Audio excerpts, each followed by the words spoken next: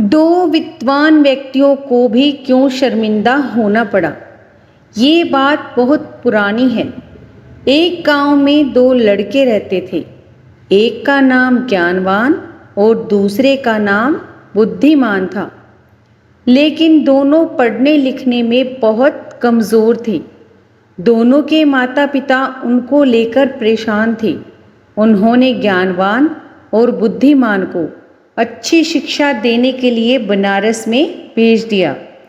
ज्ञानवान और बुद्धिमान ने बनारस में कुछ वर्ष रहकर अध्ययन किया। अब दोनों ही अच्छी शिक्षा ग्रहण करके विद्वान हो चुके थे। विद्वान होने के साथ ही उनमें इस बात का घमंड भी आ गया था कि वो बहुत विद्वान हैं। हर जगह दोनों ही अपने आप को अधिक से अधिक श्रेष्ठ दिखाने की और दूसरे को नीचा दिखाने का प्रयत्न करते रहते थे। दोनों को कई बार उनके शिक्षकों ने इसके बारे में समझाया, किंतु दोनों अपने आप को ही श्रेष्ठ समझते थे। शिक्षा खत्म होने के बाद दोनों को बनारस से अपने गांव लौटना था। रास्ता बहुत लंबा था। चलते चलते उन्हें रात हो गई। उन्होंने एक गांव में अपना डेरा डाला।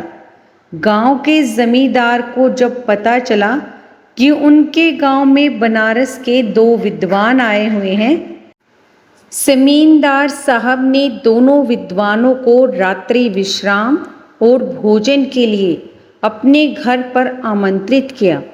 ज्ञानवान और बुद्धिमान दोनों जमींदार के घर पर आ गए।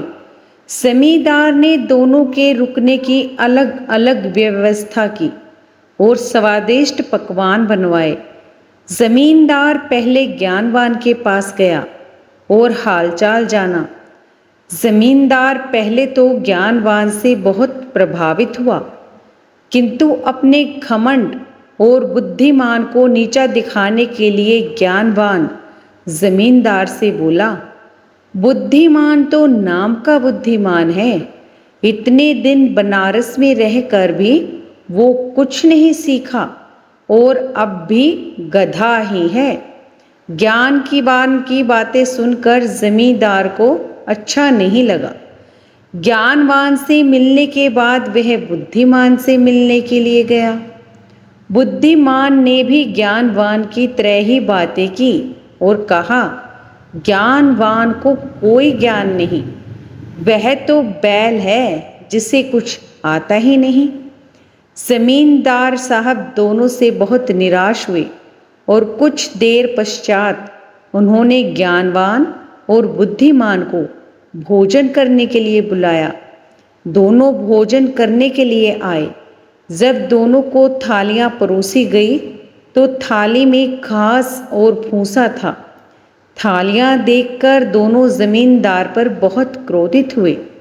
आपने यहाँ हमें बेइज्जत करने के लिए बुलाया है? क्या हम कोई जानवर हैं जो आप हमें भूसा और घास खिला रहे हो? जमींदार हाथ जोड़कर बोला, मान्यवर, आप तो विद्वान हैं, मेरे मेहमान हैं। मेरा उद्देश्य आपकी बेइज्जती करना नहीं है। आप दोनों ही विद्वान होकर एक दूसरे को बैल और गधा बोल रहे हो। इसीलिए बैल और गधे को जो भोजन पसंद है, मैंने भी आपको वही भोजन परोस दिया। जमींदार की बात सुनकर ज्ञानवान और बुद्धिमान दोनों को ही अपनी गलती का एहसास हुआ और दोनों ने एक दूसरे से क्षमा मांगी और जमींदार को धन्यवाद किया। जमींदार ने भी दोनों को स्वादिष्ट पकवान खिलाए और दोनों की खूब आवभगत की।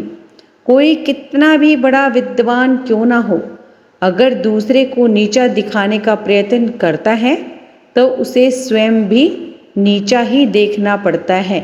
इस कहानी से हमें शिक्षा मिलती है कि हमें एक दूसरे का सम्मान करना चाहिए।